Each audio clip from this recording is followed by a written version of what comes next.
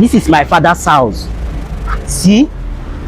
I've educated back. So. Oh, Samankwe.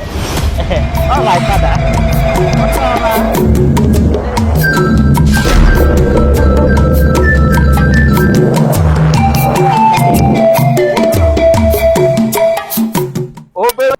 So they come and also.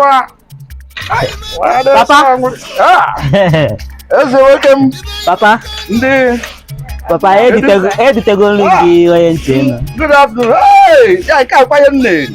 Mpake nke bi na-eri. Akwara nge etokwala enu why pụtara m onye Papa, I'm happy me handball. Papa, onye nke abụrụ ihe na-eri, onye nke abụ ihe mụ a na-eri.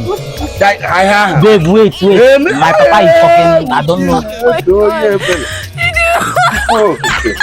Papa, gbachigode nkịtị ya abụrụ nke. Babe, you are fine.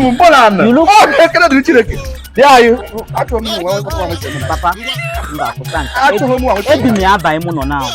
Actually, I'm wasting money. Papa, yeah, I belong. Papa, Oga na abata ya, oga na aluto na ade enete. Oh my God. Oh my God.